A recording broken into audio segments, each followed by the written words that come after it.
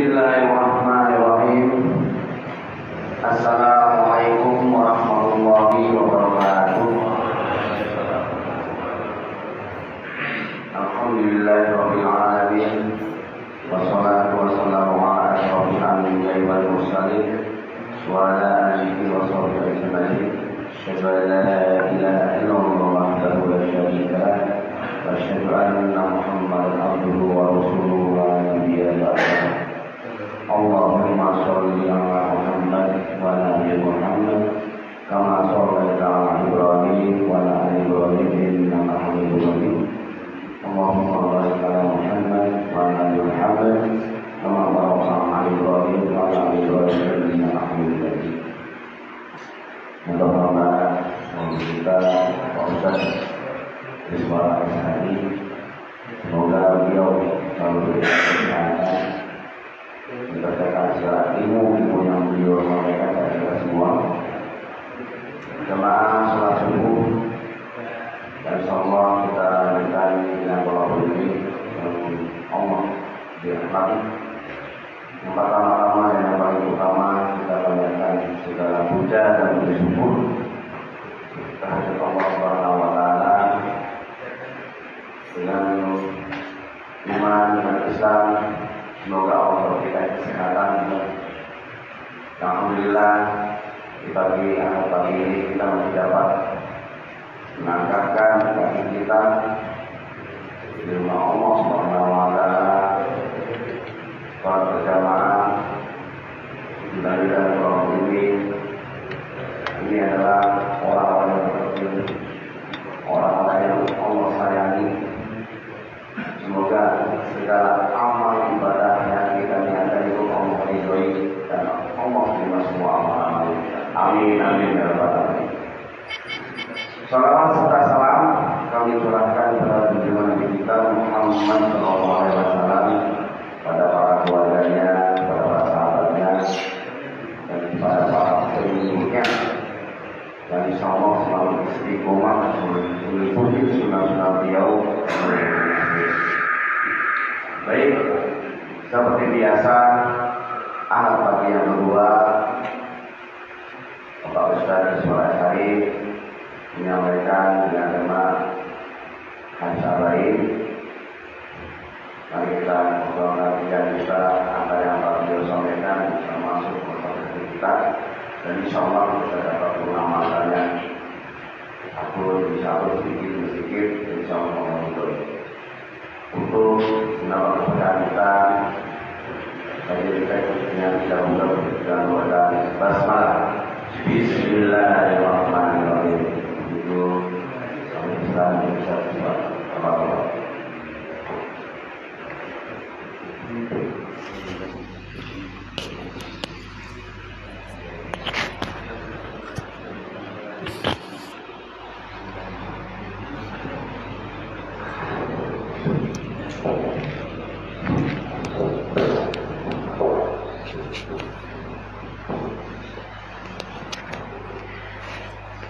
Innal hamdalillah nahmaduhu wa nasta'inuhu wa nastaghfiruh wa na'udzu billahi min shururi anfusina wa min sayyiati a'malina.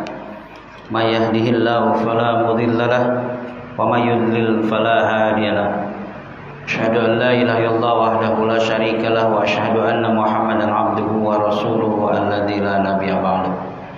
Allahumma shalli wa sallim ala Muhammad wa ala alihi wa sahbihi wa man tabi'ahum bi ihsanin ila yaumil qiyamah.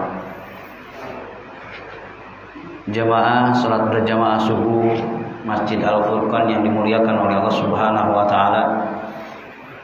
Alhamdulillah, dengan izin Allah Subhanahu wa taala kita masih diberikan kesempatan untuk menghirup udara pagi ini, dan kita mengawali hari ini dengan kajian, yaitu untuk menambah keimanan kita dengan thalabul ilmi, untuk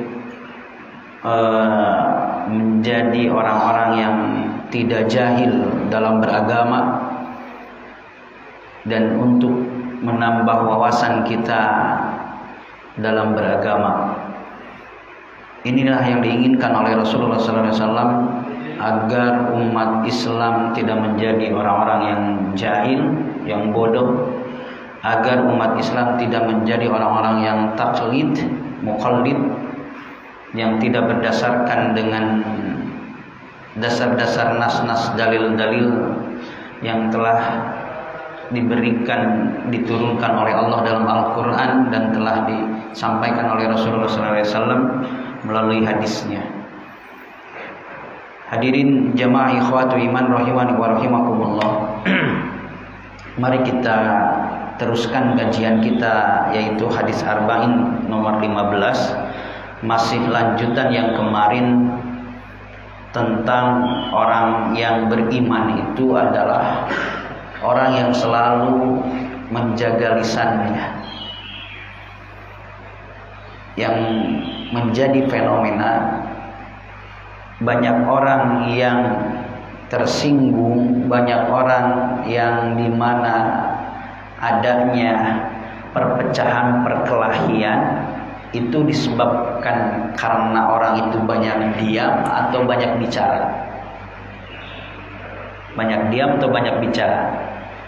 Banyak bicara tentunya. Sedangkan bicara juga tidak menjadi hal yang dimana dilarang dalam Islam.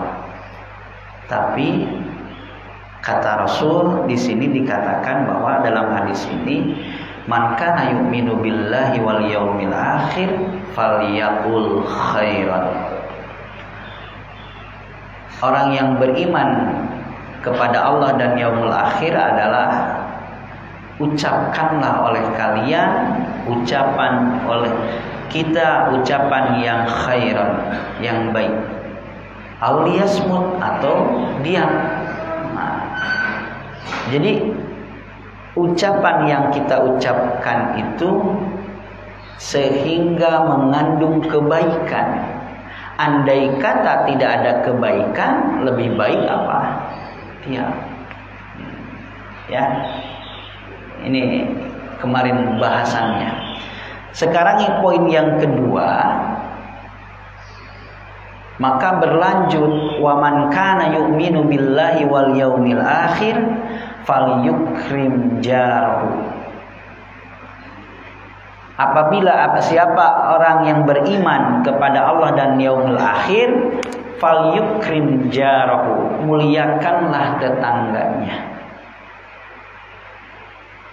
Nah, ketika kita sudah bisa mengendalikan lisan kita, karena kita hidup bersosial, karena kita hidup di mana sering bergandengan, bertetanggaan, di lingkungan perumahan, di kampung, di kantor, di tempat kerja, atau di pasar, maka ini yang harus kita amalkan konsep Islam. Falyukrim jarahu, muliakanlah tetangganya. Ya. Nah, maka bahasan sekarang yaitu tentang tetangga, yang kemarin sudah bahas tentang ucapan. Apa yang dimaksud dengan, nah ini kita bahasnya fikih dan adab bertetangga. Fikih dan adab bertetangga. Terlalu sayang kalau seandainya hadis yang 40 ini kalau tidak dikaji secara mendalam. Karena agama tidak cukup dengan 40 hadis ini. Maka harus ada pendalaman dari apa yang dituliskan oleh Imam An-Nawawi. Pembahasan yang pertama adalah keutamaan tetangga, pengertian tetangga dan batasannya. Yang ketiga, tingkatan adab terhadap tetangga. Terus fikih seputar tetangga. Ya, mudah-mudahan kita sesampainya saja sampai di mana bahasan pada saat ini. Dalil keutamaan tetangga Allah sebutkan dalam surat An-Nisa ayat 36. Wa'budullaha beribadahlah kalian kepada Allah. Wala tusyriku bihi syai'a, dan janganlah kalian menyekutukan Allah dengan sesuatu apapun. Maksudnya dengan makhluk siapapun, dengan makhluk apapun. Karena semua selain Allah itu adalah makhluk. Yang namanya makhluk itu adalah lemah. Maka oleh sebab itu, beribadahlah kalian kepada Allah dengan mengesakannya. Wahdah, wala tusyriku bihi syai'a, janganlah membuat tandingan kepada selain Allah. Dengan selain Allah kita jangan menyembah, karena kesyirikan ini adalah dosa yang sangat besar. Inna syirka la zulmun azim. Kesyirikan ini adalah kezoliman yang sangat besar, yang dimana menempatkan Allah, ada Tuhan selain Allah, atau ada tandingan selain Allah. Ini sudah menjadi kesyirikan. Begitupun Allah itu memberikan kebebasan kepada kita, kepada makhluk, kepada manusia. Silakan kalau ada Tuhan, kalau ada Rob yang disembah selain aku, kata Allah, apakah mereka sudah menciptakan atau yang diciptakan? Jadi kalau ingin bersaing tentang keroban, tentang ketuhanan, silakan sembah selain aku, kata Allah. Tapi yang jadi syarat utamanya, Allah memberikan am khalaqtum am khuliqu. Apakah kalian menciptakan atau mereka diciptakan? Nah, Tuhannya yang dianggap Tuhan itu, silakan. Kompetisi kalau misalkan seandainya dia menganggap atau mereka di luar Islam menganggap ada Tuhan selain Allah, silakan. Kalau seandainya Tuhan itu menciptakan atau diciptakan, nah ini jadi dasar pokoknya. Kemudian bukan hanya hubungan virtual dengan Allah saja, bukan vertikal dengan Allah saja, tapi horizontalnya wabil walidaini ihsana. Di antara manusia yang ada di lingkungan kita yang terdekat adalah yang pertama kali yang harus kita hormati, yang harus kita muliakan adalah walidain, orang tua kita. Orang tua kita. Nah, sekarang kita sudah berumah tangga. Jangan bedakan antara orang tua dengan mertua. Kita samakan. Bukan hanya kita menikahi kepada istri saja, pasangan, tapi kita juga ada hubungan keluarga, yaitu orang tua istri kita. Maka kita pun disamakan, ya, kemuliaan itu. Berarti orang tua kita ada 4. Ya. Kemudian yang kedua, wabidil qurba, siapa yang harus kita berbuat baik lebih duluan?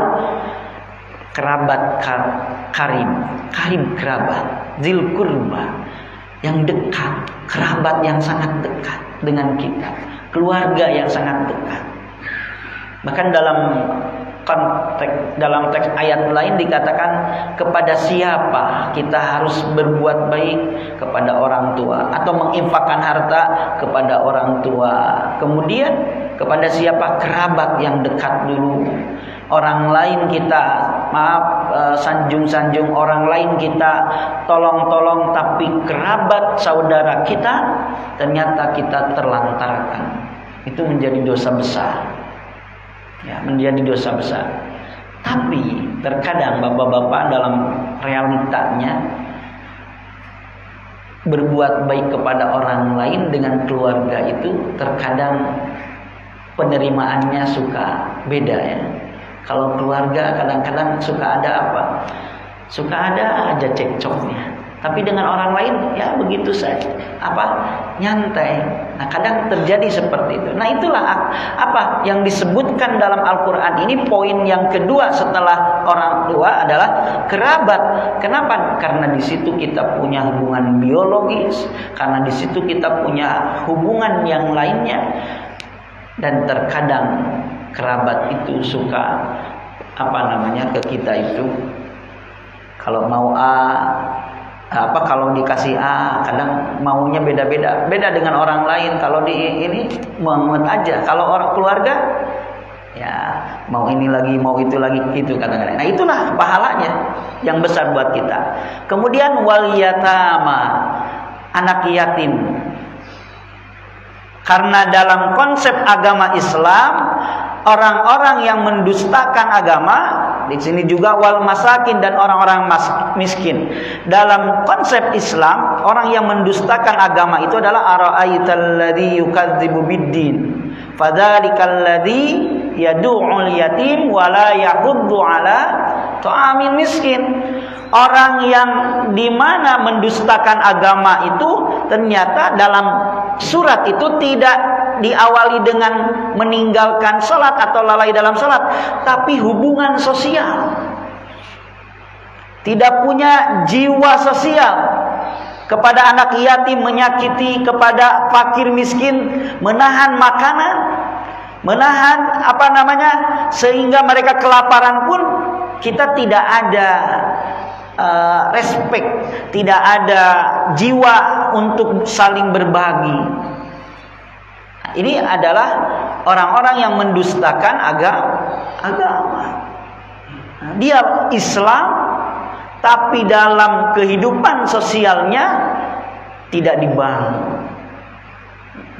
Maka siapa yang harus kita berikan kebaikan? Orang tua, kerabat, kemudian yatim, miskin, dan selanjutnya adalah wal jaridil qurba wal jaril junubi. Tetangga ada dua di sini. Tetangga yang dekat ataupun tetangga yang jauh. Ini Pak.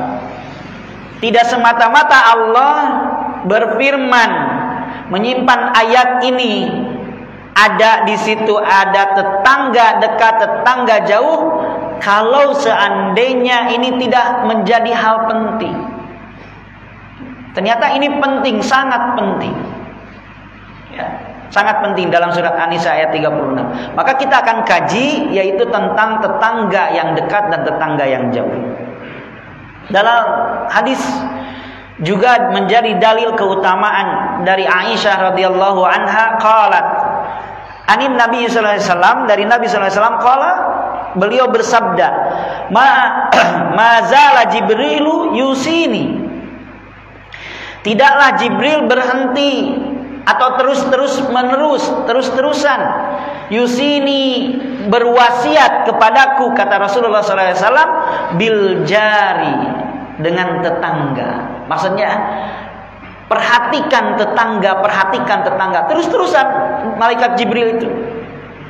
Hatta zanantu annahu sayurisuhu, sehingga aku menyangka Jibril itu akan memberikan warisan. Karena apa? Karena seringnya malaikat Jibril datang kepada Rasulullah SAW setiap pertemuannya mengingatkan, awas tetanggamu. Ini yang jadi penafsiran. Rasul menyangka malaikat Jibril seolah-olah memberikan warisan kepadaku. Yang kedua, seolah-olah tetangga itu ada hak waris. Tapi kan dalam faktanya hukum waris itu untuk keluarga. Nah, ini dalil sunnahnya keutamaan tetangga. Ini tentang memilih, Pak. Jadi bapak-bapak di kita itu terkadang memilih atau mencari tempat untuk kita tinggali itu adalah tidak menjadi hal penting di dalam kehidupan kita tentang tetangga. Ya. tentang tetangga. Terkadang menjadi masalah juga. Saya suka berisik itu sama tetangga itu. Padahal dalam hadis dikatakan iltamisur rafiqa, tentukan teman qablat thariq, sebelum perjalanan. Ya, kemarin alhamdulillah saya disambangi oleh DKM dan jajarannya jamaah sebagian dari Al-Furqon ke Garut. Mungkin mereka sudah dalam kehidupan kita harus memilih ketika sebelum mengadakan perjalanan. Siapa teman-teman kita? Siapa sahabat kita? Nah, ini menjadi perintah sunnah bagi kita. Begitupun Rasul ketika Abu Bakar, Utsman dan lain sebagainya sudah hijrah. Ternyata Abu Bakar itu galau pada saat itu. Bahasa kita galau. Kenapa? Kok saya belum ada perintah untuk berangkat kemana? Ke hijrah. Ternyata apa? Sabar Abu Bakar. Boleh jadi nanti engkau bersama saya berangkat hijrahnya. Wah, di situ psikologis Abu Bakar yang sudah tadinya galau ternyata ada riang. Saya akan berangkat bepergian dengan kekasih, dengan sang cinta, yaitu Rasulullah Sallallahu Alaihi Wasallam.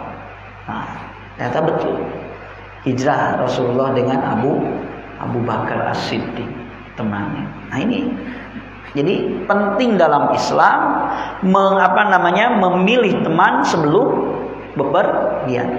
Wal jaru qabla dar, dan tentukan tetangga kita sebelum menentukan rumah. Lihat, karena rumah itu tempat tinggal yang dimana akan apa Pak? Di situ kita berkehidupan, berkeluarga dan lain sebagainya. Seandainya tetangga kita ataupun kita sendiri mengganggu atau ada saling ganggu, itu tidak ada kenyamanan. Padahal rumah sudah dibangun ya dengan patennya. Nah, apakah kita seumur-umur akan bertetangga dengan orang yang perangainya buruk? Atau kita pun sama kepada orang lain berperangai buruk? Kan ini menjadi madarat buat kehidupan kita. Begitupun kita perjalanan yang sangat jauh, jangan kita menjadikan teman perjalanan kita yang buruk juga. Karena kita lama perjalanan. Apakah dengan perjalanan itu yang sangat membosankan ternyata teman kita atau yang kita temani itu yang buruk, itu tidak akan memadorotkan kita. Nah, ini segi madorotnya dalam Islam itu dicegah. Ya, dicegah. Hadis riwayat Tabrani. Rabbi ibnili indaka baitam fil jannah. Kemudian faktor kebahagiaan dunia adalah diantaranya wal jarus sholih, tetangga yang soleh. Ya, tetangga yang soleh. Bapak-bapak, ketika kita punya tetangga yang suka mencuri, suka berani, apakah kita tenang, bahagia tidak?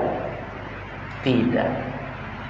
Ya, di kita mungkin mudah-mudahan ya, kalau kita bepergian ternyata tetangga kita rajin membersihkan atau menutup, atau kalau ada istilahnya diwakili gitu kan, yang mesti diwakili. Nah, tetangga kita baik. Nah, kan beda kan ya Pak, bahagianya. Nah, maka kalau yang menjadi faktor min sa'adatil mar'i al-muslim, yang menjadi faktor diantara mendatangkan kesenangan, kebahagiaan bagi seorang muslim itu adalah al-jarus sholih, tetangga yang sholih. Ya, tetangga yang sholih. Pak, ini maaf, ini bocor. Nah, dikasih tahu, ya nggak apa-apa, saya perbaiki ya. Nah, itu kan Jarus soleh. Walaupun kita sedang bepergian jauh, kalau tetangga kita memberikan keamanan, kenyamanan, nah kita bepergian pun akan terasa nyaman dan aman. Ini faktor kebahagiaan di antaranya, yaitu tetangga. Kalau kita ada hajatan atau ada acara, Pak, boleh gak saya nitip ikut ke halaman Bapak? Oh ya, silakan, nggak apa-apa, silakan. Nah, itu kan kebahagiaan. Coba kalau orangnya pelit, orangnya tidak soleh, gitu kan. Bahkan bisa juga mengganggu. Nah, ini akan menjadi akibat tidak ada kebahagiaan bagi tetangganya yang lain. Kemudian batasannya, perbedaan seputar wal jaridil kurba wal jaril junub, tetangga yang dekat dan tetangga yang jauh. Ya, tetangga kerabat dan tetangga non kerabat, tetangga muslim dan tetangga non muslim atau kafir, tetangga yang dekat rumahnya dan jauh rumahnya. Semua pengertian benar karena semua memiliki haknya. Jadi yang dimaksud dengan wal jaridil kurba wal jaril junub yaitu tetangga yang dekat dan tetangga yang jauh. Ada tetangga kerabat dan tetangga non kerabat. Ada tetangga muslim dan ada tetangga non muslim. Ada tetangga yang dekat rumahnya dan jauh juga rumahnya. Ini pengertian ini, tiga pengertian ini semuanya juga benar. Yang dimaksud dengan jaril junub dan jaril dzil qurba. Menurut Imam Ibnu Hajar Al-Asqalani dalam kitabnya Fathul Bari, beliau mengatakan wasmul jar, nama tetangga itu yashmulul muslim wal kafir, mencakup orang muslim dan orang kafir di luar Islam. Jadi tidak ada perbedaan, tidak ada pembedaan. Yang disebut dengan tetangga itu mau dia muslim, mau dia kafir. Ya, kata Imam Ibnu Hajar Al-Asqalani. Wal 'abid wal fasik. Orang ini adalah ahli ibadah atau ahli maksiat, sama. Ya, yang namanya tetangga yang dekat itu mau ahli ibadah atau ahli maksiat, sama. Kemudian was-sadiq wal adu. Teman atau musuh, dia mau jadi teman atau musuh kita. Maksudnya yang memusuhi kita. Itu juga sama, adalah tetangga. Ya. Kemudian wal gharib wal baladi, orang yang asing, senegara atau negara lain, yang asing atau negara senegara, sebangsa atau di luar bangsa kita, sesuku atau di luar suku kita. Ya. Ini Islam. Wan nafi wad dhari, orang yang memberikan manfaat kepada kita atau orang yang selalu memadorotkan kita. Tadi orang ini ternyata baik, selalu memberikan manfaat buat kita. Tapi tetangga yang lain dan sebelahnya selalu memadorotkan kita. Nah, itu tidak harus kita sakiti juga, tapi tetap kita yukrim, muliakan tetangga itu. Wal qarib wal ajnabi, yang dekat maupun yang jauh dari rumah. Wal aqrabu daron wal ab'ad, ya. Walahu maratibu ba'duha, tetangga memiliki perbedaan derajatnya, a'la min ba'din, ya, ada yang tinggi, ada yang rendah. Fa'alaha, maka yang paling tinggi derajatnya tetangga itu manijtama'at fihi sofatul awal kulluha summa aksaruha, yaitu yang terhimpun padanya seluruh sifat-sifat istimewa. Itu yang lebih tinggi tetangga derajatnya. Maksudnya tadi kemuslimannya, kesolehannya, kemudian temannya kita, sahabat karibnya kita yang memberikan manfaat kepada kita, itulah fa'a'lah, ya, paling tinggi derajatnya. Paling tinggi derajatnya. Jadi semua tetangga tadi ada maratib, ada derajat-derajatnya, ada memiliki tingkatan derajatnya. Tapi yang paling tinggi derajatnya adalah yang memiliki sifat-sifat fihi sifatul awal kulluha, yang memiliki sifat istimewa baginya. Summa aksaroha, dan tingkatan yang terakhir adalah yang paling sedikit sifat baiknya. Nah, jadi kalau seandainya kita ini Pak menjadi ujian bagi kita, ya. Tetangga ini adalah ujian bagi kita. Apakah kita akan memuliakannya atau memadorotkannya, menghinakannya? Nah, ini ujiannya bagi kita. Kita diberikan tetangga itu mau baik mau buruk, tetap itu adalah tetangga kita. Ya, tetangga kita. Terkadang orang menyebutkan ciri tanda seseorang itu dengan secara lingkungan adalah atau rumah dengan kita. Siapa dia? Itu tetangga bapak. Nah, kan gitu. Ya, seperti itu. Maka hak-hak tetangga, kewajiban-kewajiban tetangga pun kita harus laksanakan. Karena itu akan mengangkat dan menurunkan derajat kita, ya. Kemudian pengertian yang lebih umum, istilah tetangga mencakup setiap orang yang hidup bersama kita, berdampingan. Baik ketika dalam pekerjaan, ya, ruangan kantor, kita punya tetangga. Kemudian teman rekan kita, gitu kan. Dalam bisnis atau rekan kita satu bawahan dalam satu divisi, gitu kan. Itu ternyata kantornya kan sama-sama itu tetangga kita dalam pekerjaan. Kemudian toko, ya, toko atau istilahnya tempat jualan di pasar, di mall, supermarket dan lain sebagainya. Kemudian di masjid, tetangga kita. Ya, kalau shopnya selalu bersama-sama, barengan. Ya. Kemudian di jalan maupun di tengah-tengah masyarakat umum, di jalan. Ini menurut Syekh Abdurrahman bin Abdul Karim Al-Ubaid dalam kitab Usul Manhajil Islam. Jadi yang dimaksud dengan tetangga ini adalah mencakup setiap orang yang hidup bersama kita. Lingkungan pekerjaan, di tempat jualan, toko, perusahaan dan lain sebagainya, atau masjid, di jalan maupun di masyarakat secara umum, di tengah-tengah masyarakat. Ini namanya adalah tetangga. Berarti kita tidak boleh, biasanya dalam persaingan pekerjaan Pak Ahmad, ya, ada saling sikut, karena sana sini supaya naik jabatan. Nah, itu tetangga kita tidak boleh. Tetap kita muliakan, tetap kita bantu dan lain sebagainya. Bersainglah dengan sehat. Ya, bersainglah dengan sehat secara kompetitif. Ya. Maka di sini pun tidak boleh. Di toko contohnya yang jualan ini sama jualannya nih. Wah, ternyata saling saling menjelekkan. Oh, barang di sana mah seperti ini, barang di sini enggak. Tidak usah. Ya. Karena dalam Islam, ya, kita juallah dengan secara Islami. Saya lihat di meme itu, Pak, ada sebuah gambar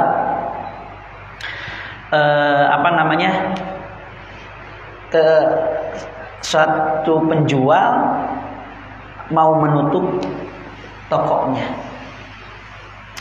Ada orang yang mau beli, ternyata suka ke sana belinya. Apa kata yang penjual itu? Maaf Mas, tolong belinya di sebelah sana saja. Saya mau tutup. Nah, kenapa? Nah, ini di Saudi, di daerah Arab. Kenapa? Maaf, toko sebelah dari pagi belum melayani penjualan. Nah, kalau yang ini laku. Itulah, coba Pak, kemuliaan dalam istilahnya dalam Islam ketika etika bertetangga dengan satu penjualan, satu produk. Coba kalau kita Pak gimana? Nah, mau tutup juga kalau ada beli, udahlah gitu ya. Apalagi melihat yang lain, wah ini puas nih, ini gak laku nih, nah gitu kan. Padahal kita sesama muslim, kembali lagi, bukan hanya muslim, ya, yang kafir pun ketika berjualan, kita tidak boleh berbuat zalim. Berikan keadilan. Itu kemuliaan dalam Islam. Lihat siapa? Hasan Basri, ya, kalau nggak salah. Nah, pokoknya ulama tabi'in ketika bertetangga,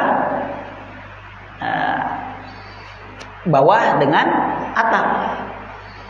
Nah, orang Yahudi itu turun bertamu kepada beliau Hasan Al Basri, ya, kalau nggak salah. Masuk ke dalam rumah itu, ternyata dia lihat di belakangnya ada air yang ada atap yang bocor, lalu dikasih ember setiap ininya. Nah, kemudian cerita ini, ya, cerita belum dikaji benar dan tidaknya. Ini mudah-mudahan jadi contoh juga. Tapi dalam media sosial ini banyak, ya, ininya. Kemudian orang Yahudi itu bertanya, ini kok kayak dari rumah saya dari atas bocornya. Pas melihat, oh iya. Ditanyakan, ya Syekh, kenapa? Ini bocor dari rumah saya. Iya. Nah, ini dari sepiteng saya, ya. Iya. Sudah berapa lama ini bocor? Kata Syekh, hampir 11 tahun. Lah, kenapa engkau tidak ngomong, tidak komplain, tidak berbicara? Apa kata Syekh? Saya takut menyakiti tetangga. Insyaallah. Padahal tetangganya orang Yahudi, orang kafir. Pengamalan hadis ini begitu diamalkan. Ya. Coba kalau kita mah ada daun yang sering menjulur kepada rumah kita aja gitu. Pak, tebang aja Pak. Kalau enggak saya tebang. Jadi segala sesuatu ingin diselesaikan dengan emosi. Padahal tadi sebelumnya hadis itu apa? Falyakul khairan au liyasmut. Ucapkan yang baik, kita persuasif, kita secara baik-baik ucapkan dengan lisan kita dekati. Au liyasmut, kalau itu menyurut permusuhan, diam saja kita. Ya, intinya adalah kita saling menghargai. Kemudian tingkatan tetangga, bapak-bapak ada 3 dalam hadis Jabir dan Tobroni. Jarolahu haqqun wa huwa al-musyrik. Tetangga itu ada 3 macam. Tetangga yang hanya memiliki 1 hak, ya, yaitu orang musyrik, orang tidak beriman, ya, orang kafir. Berarti haknya apa? Hak tetangga saja. 1. Wal jar lahu haqqani huwal muslim, yang dimana punya 2 hak, yaitu tetangga muslim. Sudah tetangga, apalagi muslim, berarti haknya 2. Ayo Pak kita sholat, ayo Pak kita ngaji. Nah itu haknya, kita ajak. Kemudian watawassaw, saling memberikan nasihat. Ya, kalau orang musyrik enggak, bagaimana Pak ngaji yuk, gini sholat yuk, enggak. Nah, itu bukan haknya. Enggak usah kita menuntut untuk mereka beribadah, tidak. Yang ketiga adalah lahul haqqul jawar wa haqqul Islam. Yang ketiga adalah yang 2 tadi memiliki 2 hak, tetangga dan hak Islam. Wajarus lahu salasah, dan ada tetangga yang 3 haknya, hukuk. Jarun muslimun lahu rahimalahu haqqal jawar wal Islam war rahim. Ia memiliki 3 hak, yaitu tetangga muslim, memiliki hubungan kerabat, kemudian ia memiliki hak tetangga dan hak Islam dan hak silaturahmi. Jadi tetangga ini muslim, kemudian kerabat kita. Ya. Maka kita mesti Pak, yang pertama adalah ketetanggaannya, yang kedua kemuslimannya, yang ketiga silaturahminya. Maksudnya kita harus sering silaturahmi dengan keluarga, dengan kerabat. Beda dengan tetangga, walaupun dia muslim, karena bukan kerabat, kita sering silaturahminya terbatas. Kenapa? Karena orang lain takut ketika buka aurat, ya, istrinya, anggota keluarganya dan lainnya. Coba kalau kerabat itu kan ada kebebasan. Nah, jadi tetangga itu ada 3, ada satu hak yang mempunyai satu hak, yaitu tetangga yang musyrik atau yang kafir. Nah, berarti tetangga saja atau hak tetangga saja. Yang kedua adalah yang mempunyai hakon, 2 hak, yaitu dia tetangga dan dia seorang muslim. Berarti hak-hak kemuslimannya, keislamannya kita harus apa? Kita harus ini. Ya, contohnya mungkin kalau ada tetangga yang Kristen Natalan, ya kita nggak usah datang ke Natalan. Apa di situ? Ya kita hanya memberikan menghargai saja, memberikan keamanan dan kenyamanan, contohnya kan. Itu sudah menjadi toleransi dalam Islam. Yang kedua, kalau dia contohnya ada nikahan, ya kita datangi selaku tetangga, kita bantu. Ada nikahan, tidak boleh. Tapi dalam masalah ibadah, lakum dinukum waliyadin. Yang kedua ada hak muslim. Di situ tetangga dan muslim. Ternyata ada acara khitanan, ada acara ya kita bantu, datangi. Akikah contohnya, kita bantu, itu hak muslim. Pak mau ngaji yuk, kita ngaji pengajian. Nah itu kita jadi hak dia, kita ajak. Yang ketiga ada hak keluarga, tetangga, hak muslim dan hak keluarga. Nah ini 3, salah satu hukuk. Maka kita sering silaturahim. Awas, keluarga itu harus kita sering silaturahim. Ya, beda dengan tetangga. Terkadang kalau tetangga, kalau yang lain, orang lain bukan kerabat, ini sering banget ya mainnya ke sini. Tapi kalau keluarga itu ada kerinduan. Ini mungkin Pak bahasannya ya, yang sementara, yaitu tentang tetangga. Tetangga ini mencakup dalam semua aspek kehidupan, di mana orang hidup bersama kita, berdampingan. Itu adalah tetangga di lingkungan, tempat kerja, jualan dan lain sebagainya. Kemudian yang kedua adalah tingkatan tetangga. Tetangga itu ada 3, yang ada punya 3 hak. Yang ada yang 1 hak, yaitu orang kafir musyrik. Yang kedua ada yang punya 2 hak, yaitu dia muslim tetangganya. Yang ketiga yang punya 3 hak, yaitu muslim kemudian kerabat. Tetangga, muslim dan kerabat. Itulah hak-hak dalam bertetangga. Demikianlah yang dapat saya haturkan. Silakan kalau ada tanya jawab untuk sharing. Bismillah.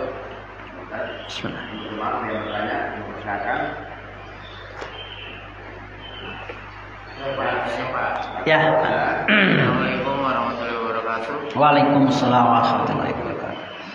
Pak Ustadz, saya mohon penjelasannya tentang pengertian silaturahmi dan silaturahim.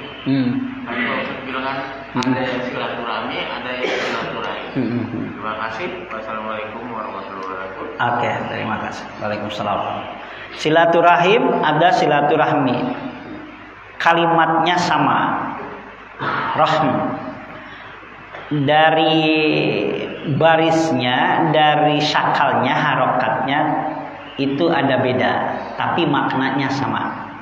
Ada silaturahmi, haknya sukun, ada silaturahim, haknya berbaris kasroh. Jadi itu dari masdar. Rahima yarhamu rahmun. Ada rahima yarhamu rahimun. Jadi sama-sama saja sebetulnya.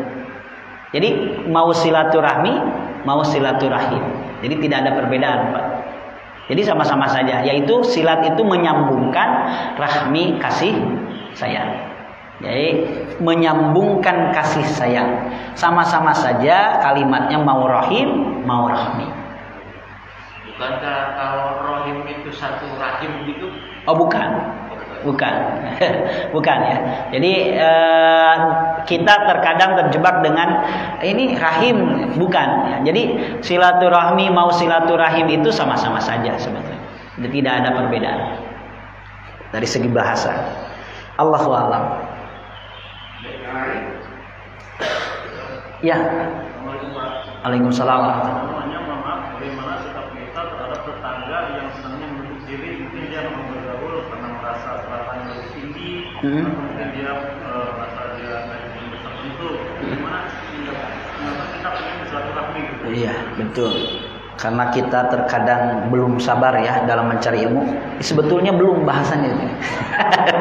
Bahwa ini ya, insya Allah. Ya saya ini prinsipnya gini Pak. Kalau kita tidak mampu berbuat kebaikan kepada orang, ya setidaknya kita tidak menyakiti. Sudah aja prinsipnya gitu aja. Maksudnya gini, kita berbuat kebaikan, Pak, orang ini kaya, dia hajat. Ternyata kalau kita bantu dengan uang, ya kita mengukur diri gitu kan. Berarti orang ini punya kemampuan, kita tidak mampu untuk itu. Ya kita menghargai dengan tidak menyakiti saja. Kalau seandainya kita tidak mampu karena stratanya sosialnya lebih tinggi dan dia menutup diri juga, ya kita setidaknya tetap kita kebaikannya adalah menghargai. Kemudian apa? Kita tidak mengganggu. Nah, itu saja. Biarkan dia punya, kalau bahasa Sunda kahayang, punya kemauan sendiri ya, asalkan kita saja tetap hak tetangga dia, ketika ada sesuatu kita tolong duluan ya, jangan kita maaf ada balas dendam gitu ya, karena cuek orangnya gini ya. Tapi terkadang betul juga jiwa itu, panggilan jiwa itu tidak bisa diukur ya dengan harta dengan itu ya. Nah itulah, jadi Pak, intinya prinsipnya adalah jika kita tidak mampu untuk berbuat kebaikan, maka tetap saja kita jangan berbuat keburukan ya, hargai saja. Ada lagi mungkin cukup ya, sekian Pak. Ya. Demikian kajian kali ini, semoga kita mengerti ayatnya, kita angkat dan menyediakan ataupun menyediakan ini semoga teman ngobrol-ngobrol kepada para kami terima kasih. Baik, kita alhamdulillah. Wa syada la ilaha illa anta astaghfiruka wa atubu ilaik.